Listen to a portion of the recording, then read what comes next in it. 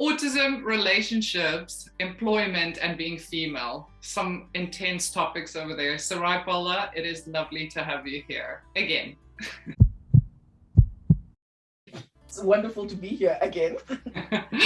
So I was wondering, where are we going to start? And I thought, let's take it back from the first time I actually met you virtually. I saw you on a TEDx talk, and it was amazing. The way that you just explained what relationships are like, being female and autistic, and giving practical examples, very relatable examples that I feel that a lot of people were able to see in themselves from the comments from the TEDx talk. So that was really amazing for me to see. And then I made contact and you replied, and I was very excited about this. This was about 4 years ago now. Yeah, it's been quite a while now, yeah. What I will do is I'm going to leave a link to that talk in the comment section below, just so that people can check it out, because I think that it's useful for anyone, not just females on the spectrum, but also the people that are dating individuals that might be autistic, to check out what you said. One of the things that I really loved is you gave examples of what can people do to meet you in the middle, meet you halfway. And they were simple yet very effective strategies, I feel like. Something you said was, if you just tell me, if you just prep me before you're going to put your hand around me.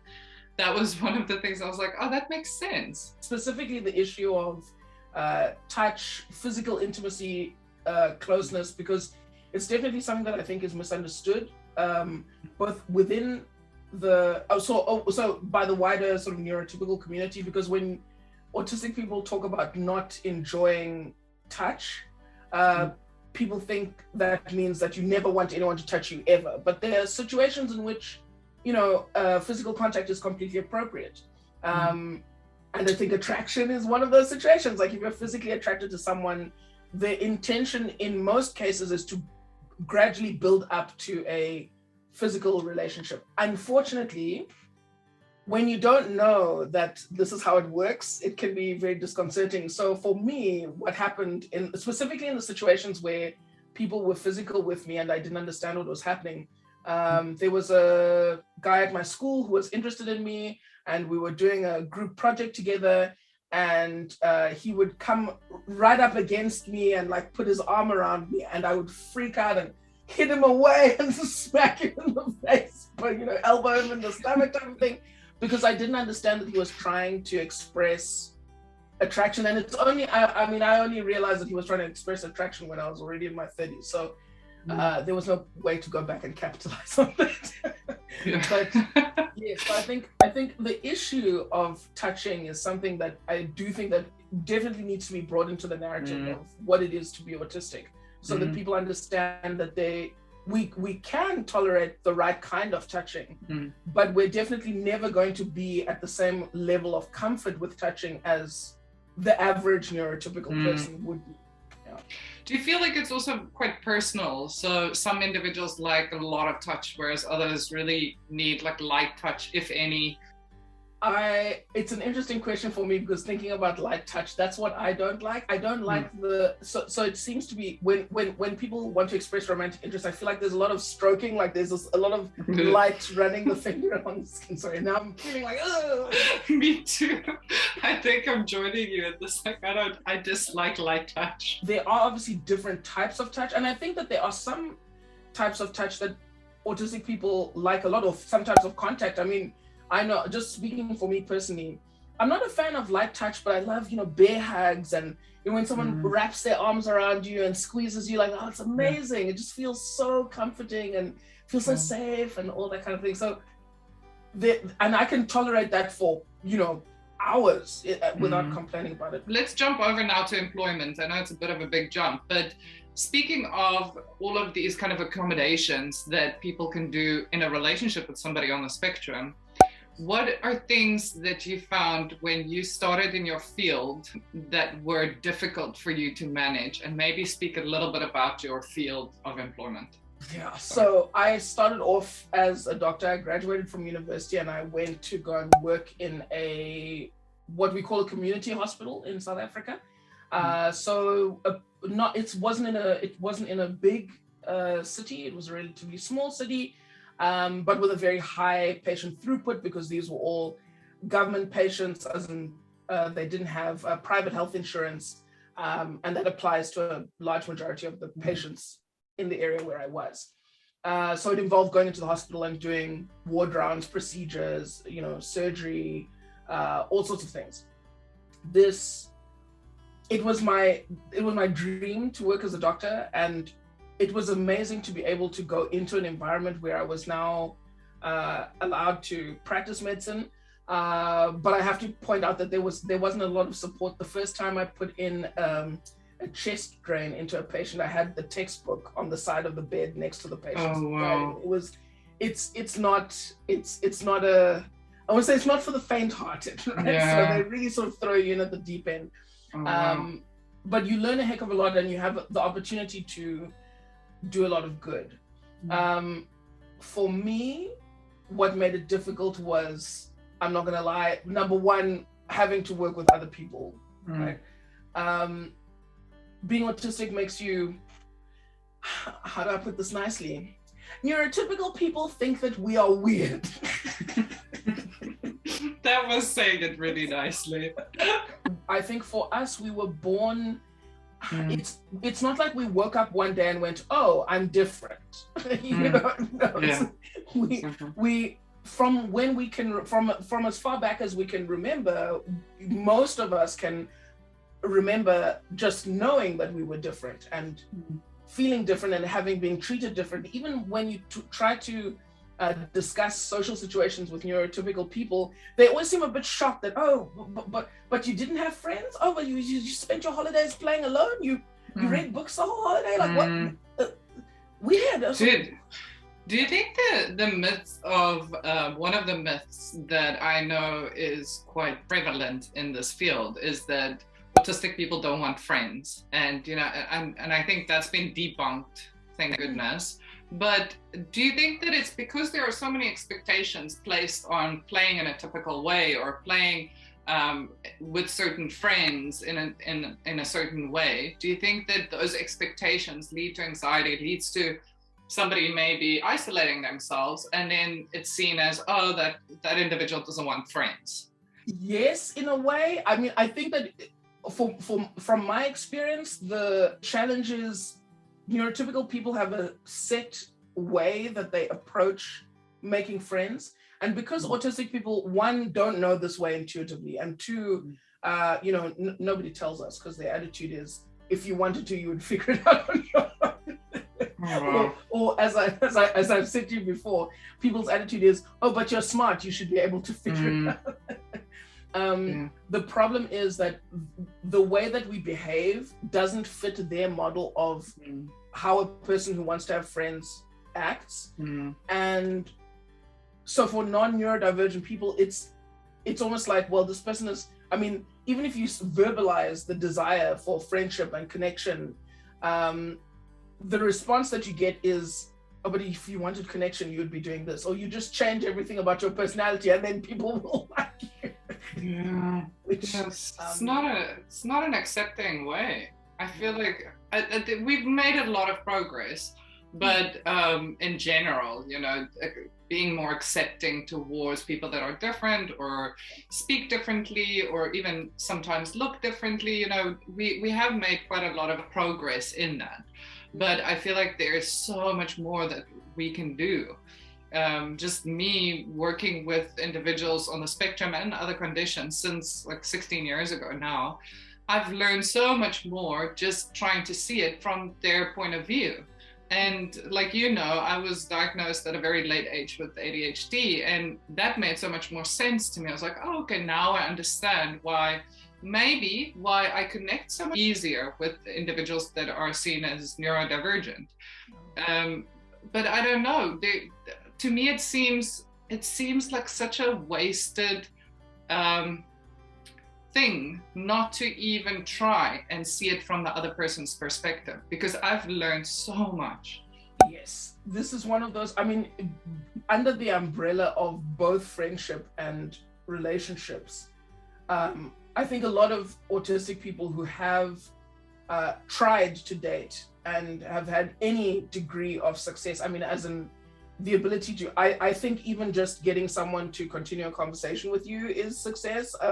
Going on a date is like, you know, that's way up there. And if you actually get into a relationship, that's like, you know, winning the lottery or something. You know what I mean? So, but anyone who's had some degree of success can probably, as in relationships or friendships, can probably attest to the fact that at some point they get the question, oh, but why don't you just act like everyone else?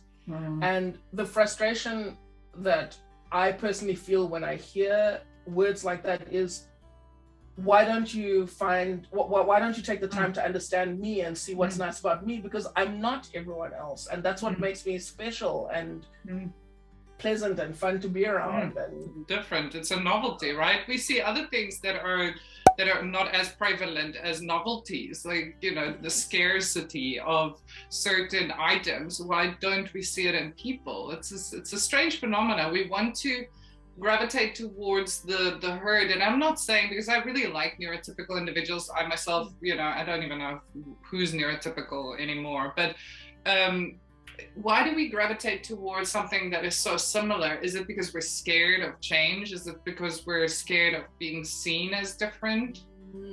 I actually think I think the latter, because I think that and this is it. I mean, I don't mean to be disparaging when I talk about neurotypicals, because I'm not saying that they're a homogenous group out there and they all act like this. I think it's obviously my way of generalizing from the experiences that I've had, and not wanting to call anyone specific out as well, because I don't want to do that.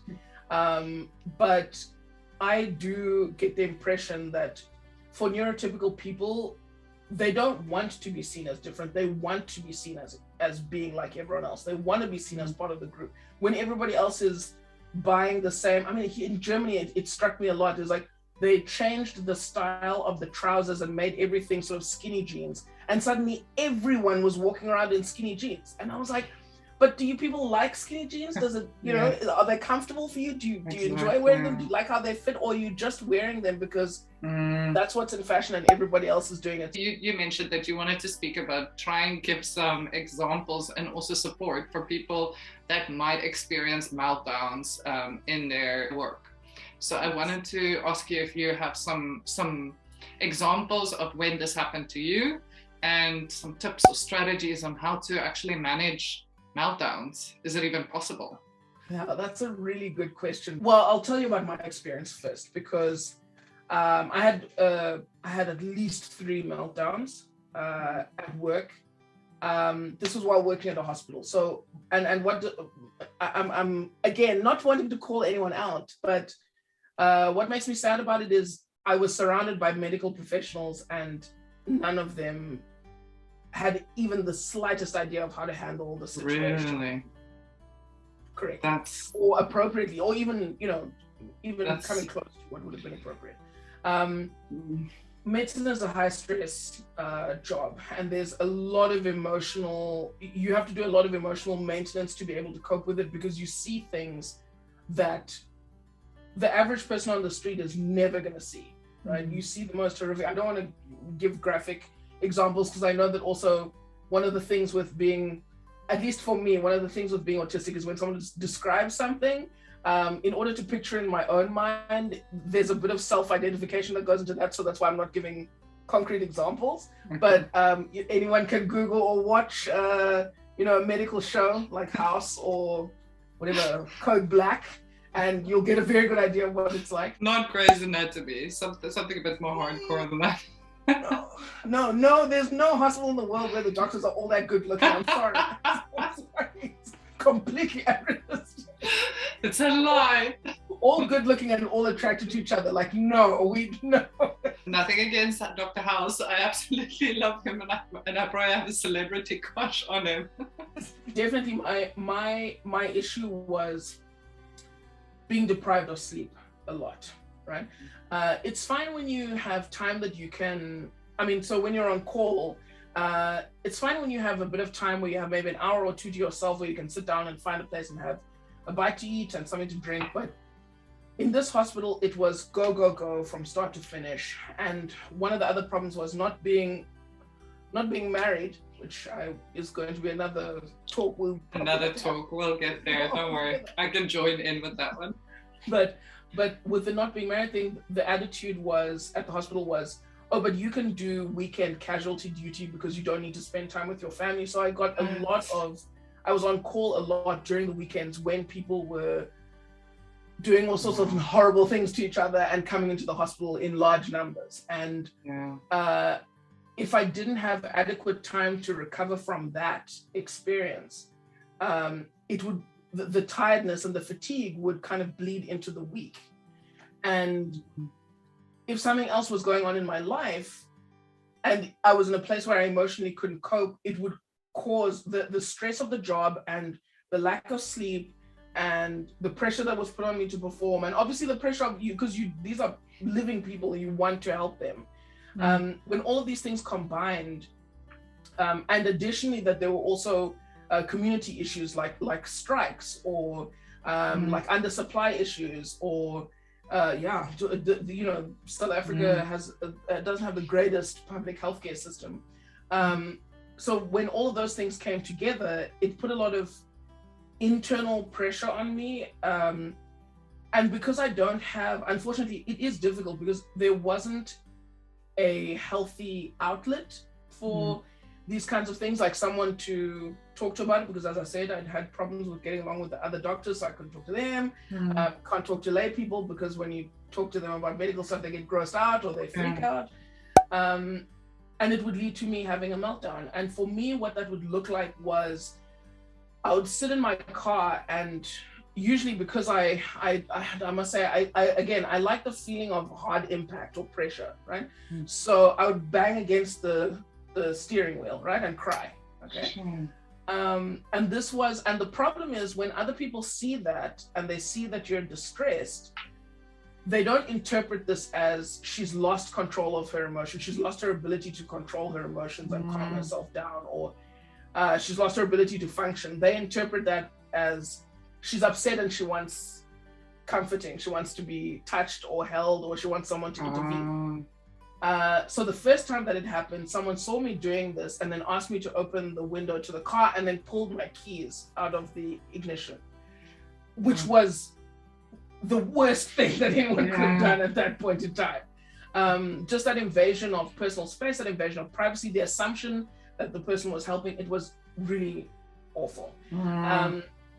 The second time was a little bit less dramatic, but the third time was the last time that I ever had a meltdown at work, and that was because I was the person who found me having the meltdown medicated me. So I was having it was lack of sleep, difficulty in work and all this.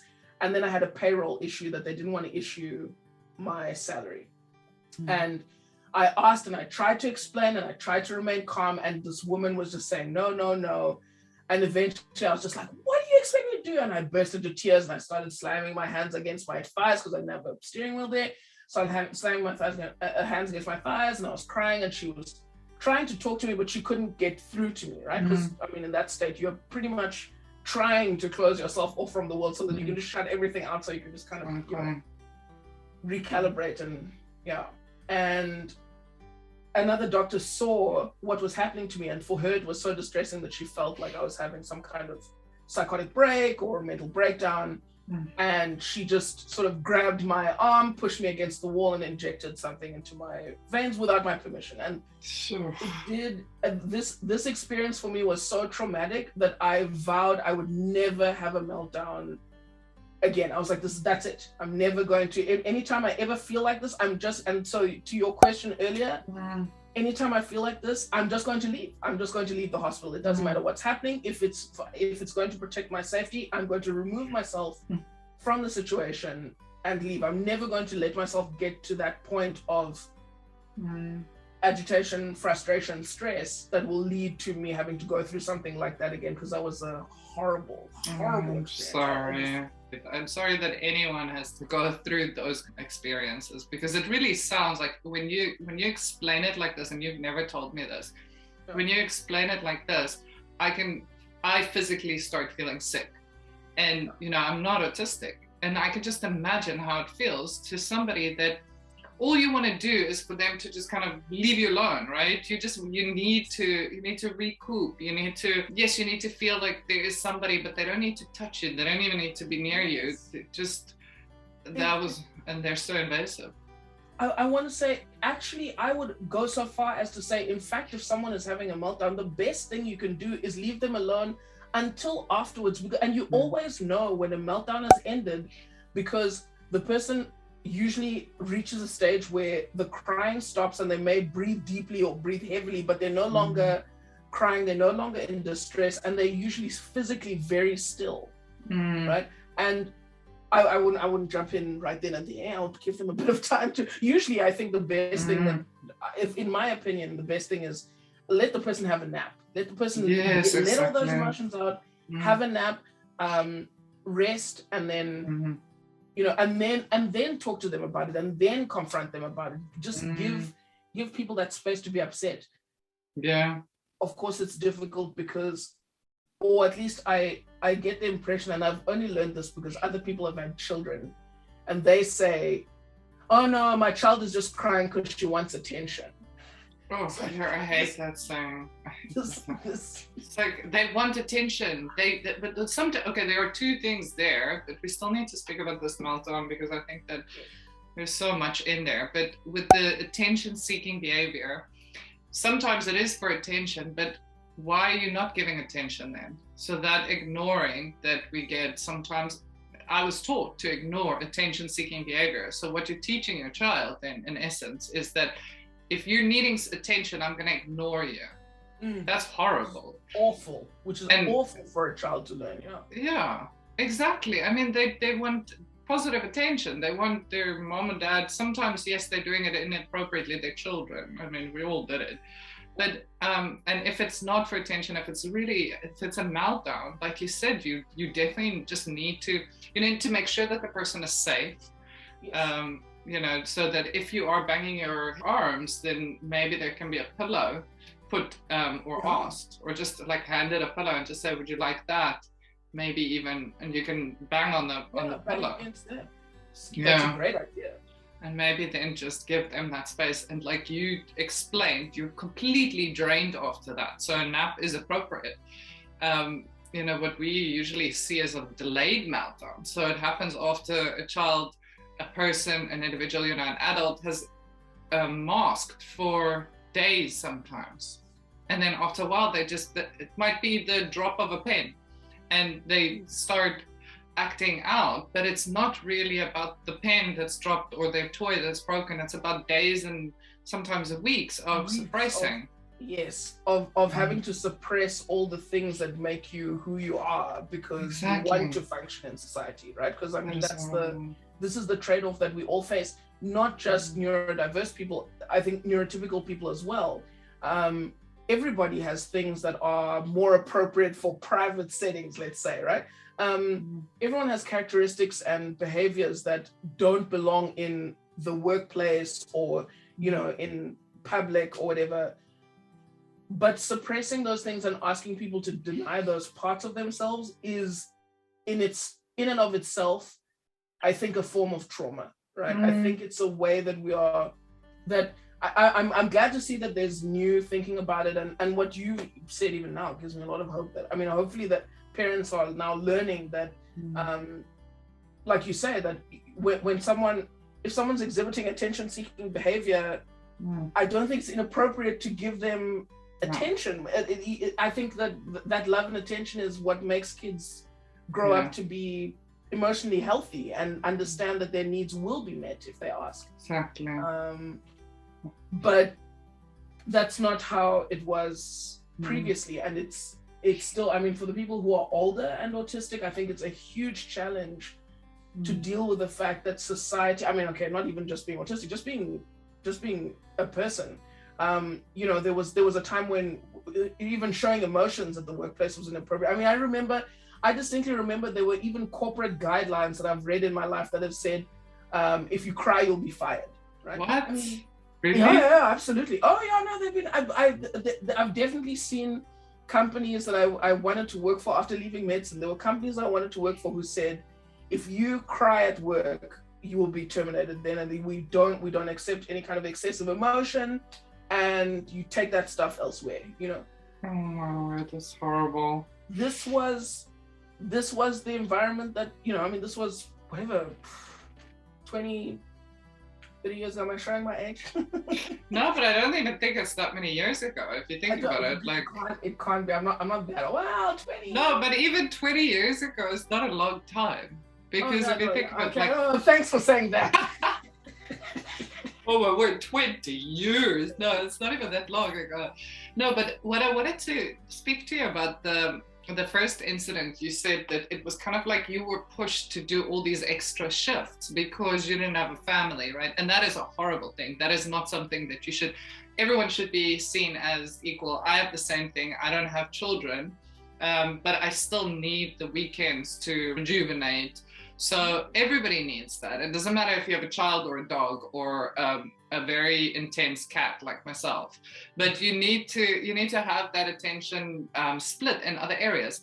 But do you think then, was it a problem for you, and you don't have to answer this if you don't want to, but was it a problem for you to create boundaries and to say, no, I am not doing that?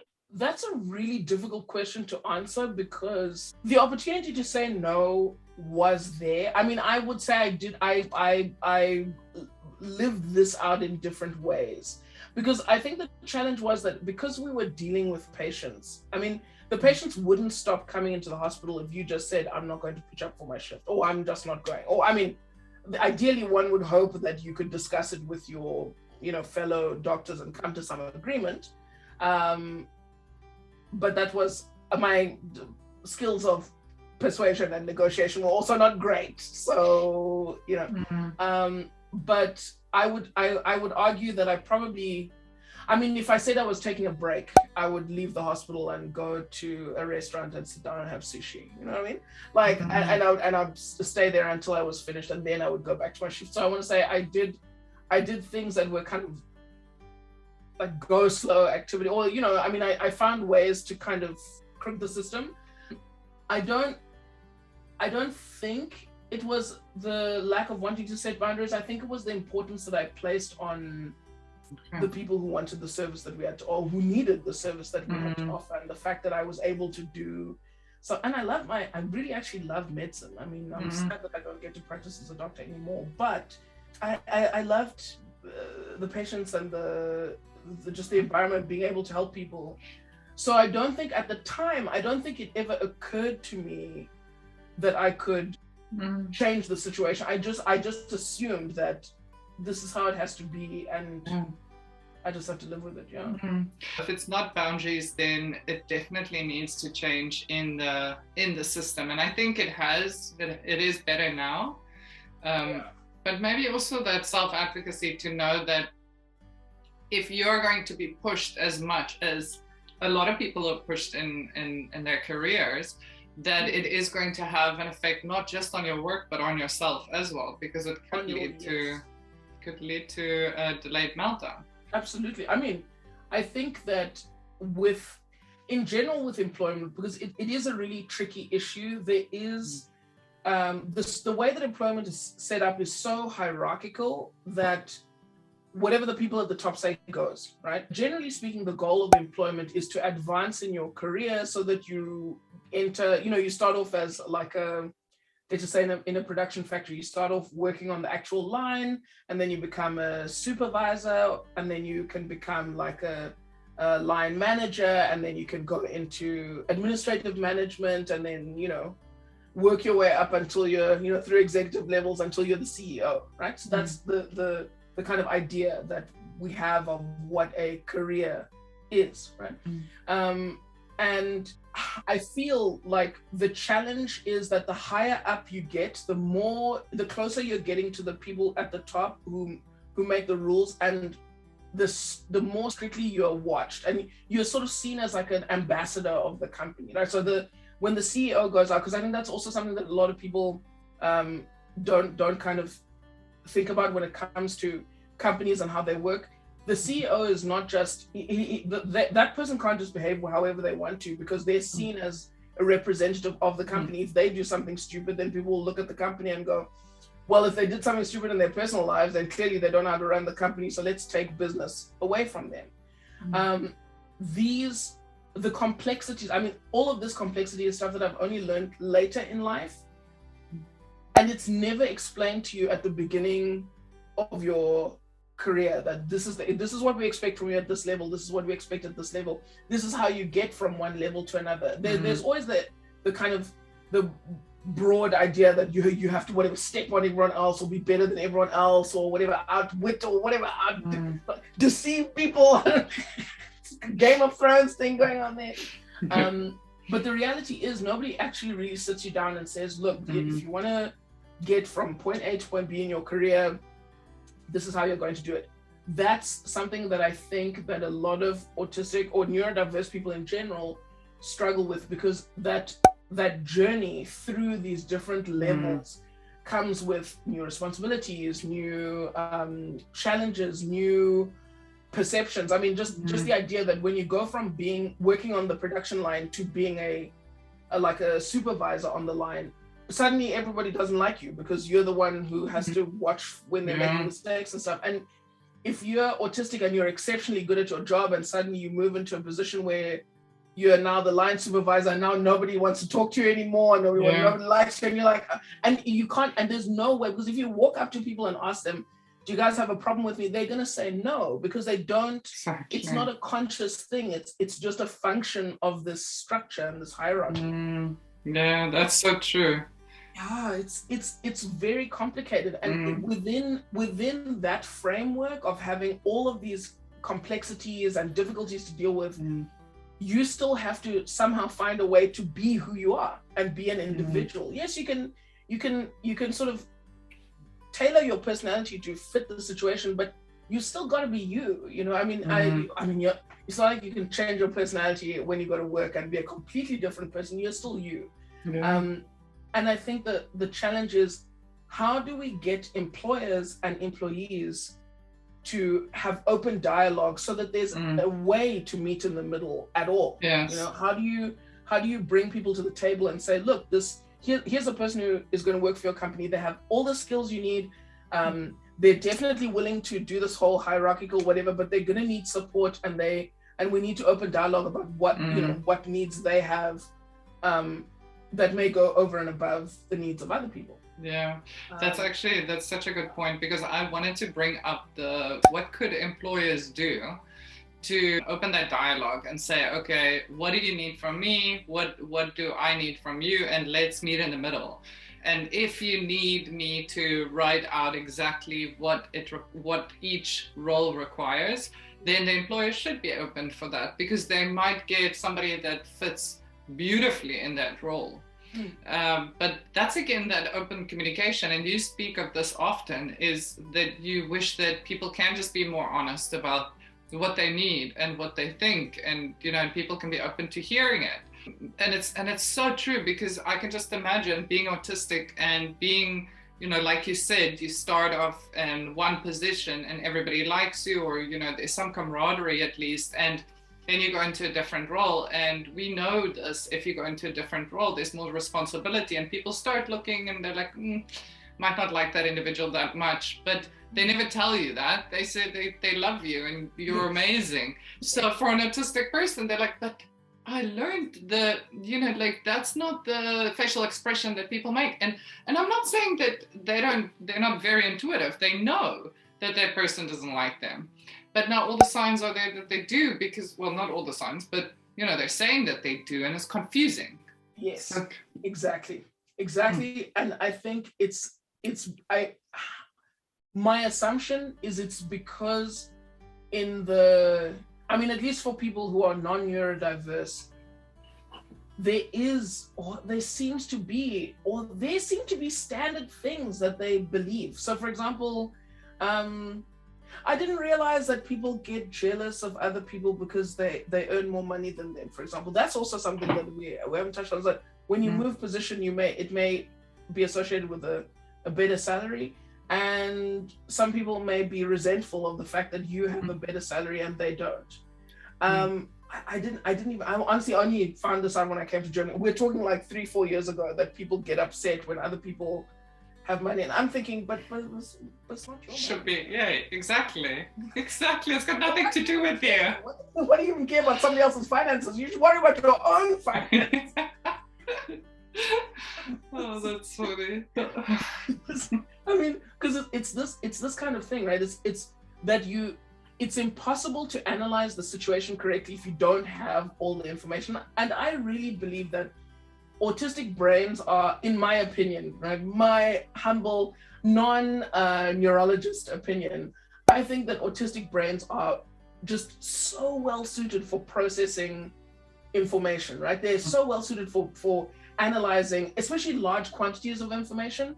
Because I think that non-neurodiverse people get very bored very easily, but autistic people, look for the nuances and the details, and they'll scan data to just see, like, oh, what's different here, or is there anything different, or is it the same? And I can't not laugh here, because my partner will do research for hours, and then I would just choose something. So if we need an appliance, I would just choose something because it's nice and red.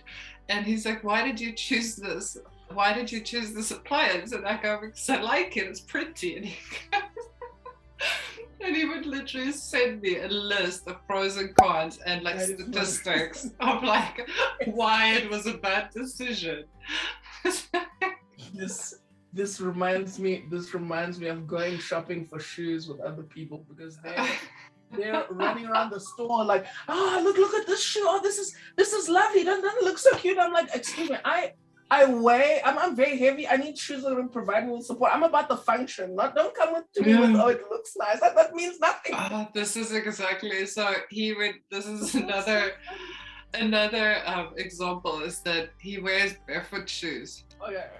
And I'm like, yeah, but it's quite similar to Crocs, and I'm not wearing those. It's like, but that's why your toes are not going to form correctly. I'm like, yeah, but look at my pretty shoes. That is hilarious. And you know what the cool thing is, and I think this is very important, is to even bring in some humor. I was speaking to Dr. Peter from Yellen about this, is that it's so important to bring in the humor, because otherwise it can become quite resentful if you start saying, well, you're not looking at the statistics. And I'm like, but I don't care about the statistics. Why are you always looking at the statistics on numbers? And it's like, no, it's actually funny. So we irritate each other in such a loving manner, and I learned so much from him. But it's a way of loving and growing together in a beautiful manner, I think. Yes. I think that just what you're saying in that discussion, neither of you is saying, I think you should do it my way, right? Because I don't know anyone neurodiverse or neurotypical who likes it when other people jump in and say, oh no, my way is correct, you should do it my way because I know what I'm talking about. I think we all hate that, but yet, yes, when you're autistic, I feel like people think that they're entitled to do it because they see you as being broken, so they're like, oh well, yeah, I should step in and fix. And I'm like, but I don't want fixing. I like myself the way that I am. That's exactly it. That is probably one of the most important points, a take-home point, I feel like, because all autistic people, and I said this before, but all autistic people that I've met and that I speak with, they don't not want to be autistic. They want to be autistic. No. They like the way they think. They like the way that they can figure stuff out way before most neurotypical people can, and they enjoy the fact that they think about things in a different manner, and they like their quirkiness. That's the word that NTs use, quirkiness, but they don't like the challenges that come with that. And I feel like a lot of the challenges are when two people or two populations or two groups, which I don't think it should be like, but two groups are trying to prove the other one is trying to prove the other one wrong. And this is something that we need to change through these conversations, I feel like. Absolutely. I think this is one of those things that, again, it's so nice because it overarches both relationships and employment. There should be a certain willingness to, I want to say that this is my, sort of whatever 3-year-old me, happy view of the world, rose tinted glasses type of thing. But we should all be going into a situation or into situations, relationships or employment situations, seeking to collaborate with other people, right? In getting through life, one of the hardest things that you have to deal with is the fact that you know that it's a finite period of time. So I hate to say it so bluntly, but at some point we're all going to die. And there's certain things that we want to do along the way, or at least for most of us. There's certain things that we want to do. That may be as simple as retiring and going to, like a town where there's very few people and relaxing, or it may be as complex as saying I want to build a multi-million-dollar, empire. But one of the things I really dislike is when people look at what you are doing and how you are trying to do it, which is fine for you, and say, sorry, but that's not going to happen. It's never going to work.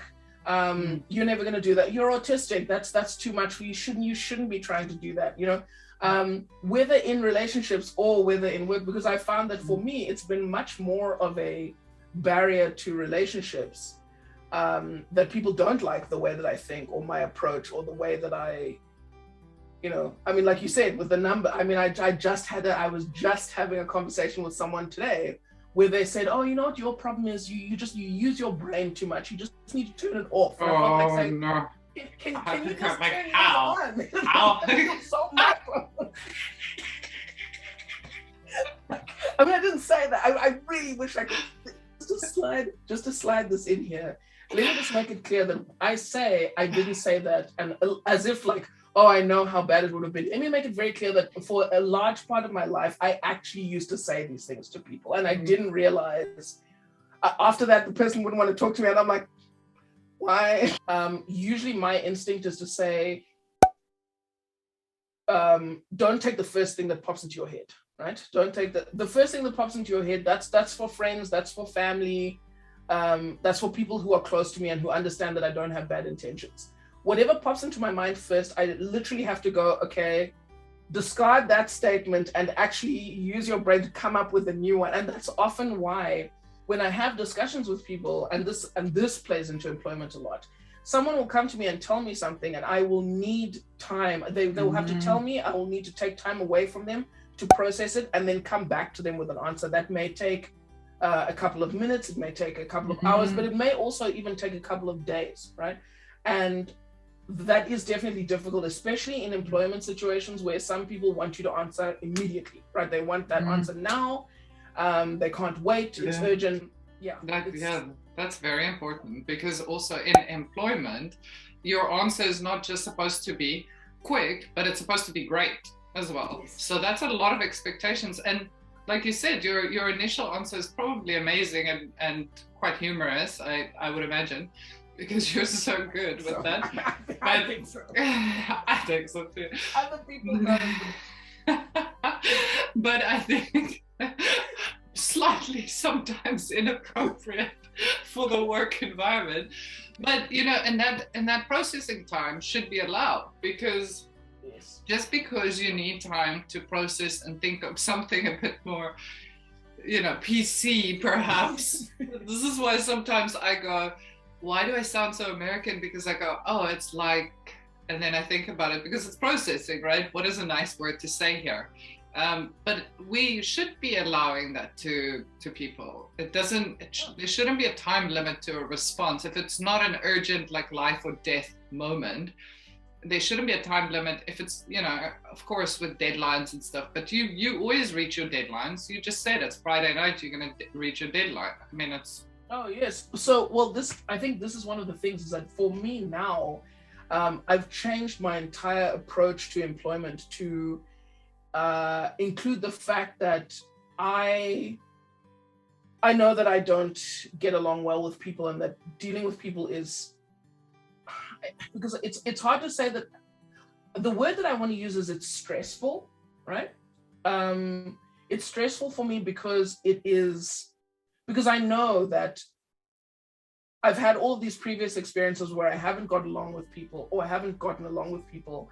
But at the same time, I also understand that other people find me unusual, weird. They think that the way that I think is different. And I also know that I'm not going to. I'm sorry, world, but I'm not going to change. I do like myself the way that I am. There is always room for adjustment. There's always room for working on things. But if you, the person, is not affected by it and it's not hurting anyone else, I really think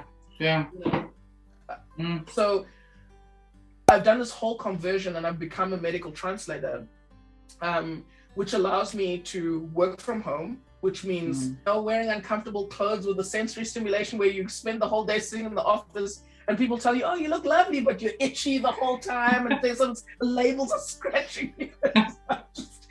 I hate those clothes. I love the fact that I can live in sweatpants and tracksuit pants and nobody cares. I wear combat boots from the army and nobody tells me that's not appropriate for the office. I also get to structure my own day. So when I have energy, I can do things. But when I don't have energy, I can also rest. But most importantly, communication is 100%, at least at the moment. Little bit of phone calls, or a few phone calls, but largely via email. And I've noticed that I process written information so much better than I process verbal information. The difference is like night and day. Being able to communicate in writing with people is fantastic. And my whole job is about writing as well. So That's a great tip, because I think that most people, especially the people that I work with, a lot of the individuals that I work with, they process written information a lot better, a lot faster, and a lot more to the point, because there's no certain like winks or, facial expressions that make it so difficult. You don't have to numb out all the sounds. You can actually put your headphones on. We spoke about this, how important it is to have that noise reduction there, and then just focus on what is the actual message that I need to get from this. And those are things that, it's obviously individual specific. So some people do like going out and seeing other people in the workplace, but I find that the working from home, setting up your own schedule, having accountability in some way or form for that schedule to be done, and then choosing which social scenarios you want to engage in is a lot less anxiety provoking and stressful. Yes, I think especially when you are, so I perceive being autistic as having just a lower general need for companionship. Actually earlier when we were talking, you said people believe that autistic people don't want to have friends. I've also heard autistic people don't want to have relationships. It's not that we don't want them, it's just that, or at least in my explanation, we have a lower need for the things that are associated with those things. So I don't need to have a conversation with everyone every day to feel like I'm okay. I don't have to physically speak to someone every single day to feel like, oh, okay, but I'm if I go for if I don't have an in-person conversation for around about 2 weeks, then I start to get a bit like, okay, no, something's wrong. Like, no, I go to the shops just so I can chat to the cashier. You know what I mean? But that's also self-awareness, right? So, and that's such a good point as well. Like, all your points are great, because a lot of people will tell you, oh, if you're not being social once a day, or if you're not speaking to somebody at least every 2 days, or if you don't go out and do some exercise 20 minutes a day, there's like these normal regulations that we place on society and people. And that pushes people to become, I feel they go into freeze mode, because now they're seeing, oh, everything I'm doing is weird because I'm not going out. I enjoy my own company a lot more than others. I can be by myself for 2 weeks. Then I know that I need to go and speak to somebody for a little bit. I need to send a message or a voice note or whatever. But I feel like prototypical regulations, I guess, places so much stress on an individual, because now you're seeing, but maybe I am weird. Like, why don't I have that need? Yes, this I think is one of the biggest things, that if we could change this particular aspect, I think it would make the quality of life for autistic people go up a lot. I don't know, when I talk about not having had a long-term relationship, there are a lot of people who say, oh, it's fine, it's different for everyone, don't worry about it.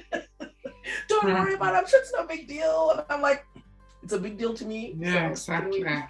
Yeah. What makes it difficult is that for everything else, when I bring up any other topic, so I work with Japanese, right? And one of the languages that I translate out of is Japanese. And I had the opportunity to meet with a Japanese company virtually and discuss business opportunities with them, which was for me a massive triumph because I did the whole thing in Japanese. I was like, yes, score. In that situation, the idea is build a connection and form relationships with other companies so that you can get business, and I can get more work, I can get more translations, I can get paid more for translations because I'm working with the companies directly. And the idea is that, one day I want to have my own global multinational like language / medicine / whatever company. But so when I say, oh, I haven't had a long-term relationship, everyone's like, oh, don't worry, it's not for everyone. But when I say, oh, I want to have a big multinational company, and then you get the, oh no, but you're autistic, maybe that's not for you, how are you going to do that? I don't know anyone who's managed to start a company, so I don't think that you're going to be able to do it.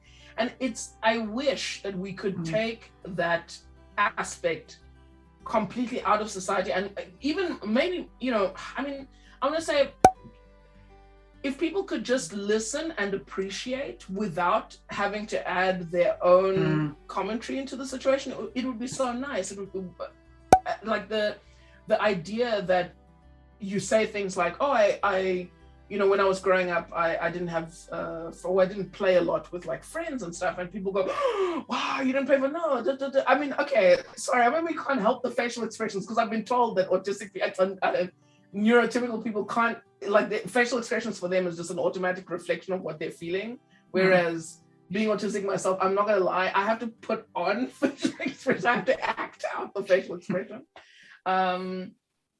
But maybe less of the shock and horror when people say I didn't have, less of the we all know that inside we'll all have our own private thoughts about it, and I think that it's also appropriate to share those thoughts, but you can do it in a compassionate way and say, it's surprising for me to hear that you didn't have lots of friends to play with growing up, because I did, so that's a new experience for me. But you can still celebrate the diversity. Yeah, I think it's more of a conversation then, and it's a respectful one, because at the end of the day, we want to learn more about each other for whatever reason, if it's a business associate or if it's a friend or romantic interest, but to give that person the space, because to have the experience and respect that experience and not shut it down or try and fix it. That's the other thing, is like, if I share something with you because you're my friend, I'm not waiting for you to fix problems with me. I really just want you to hear me out, and you don't even have to comment. You can just kind of say, oh, that sucks, or sorry, man, that I didn't know that, or whatever. It doesn't need to be something. I need just that presence of another person. I think that's sometimes where we miss the most important part, is that we all want authentic relationships or connections. Yes. And in order to do that, I believe that learning from one another is a major part in this. So by saying that, I am not going to keep you any longer, but I believe that you've shared so many helpful tips, and I want to welcome you as AIMS Global's Autistic Advisor. Yay, thank you.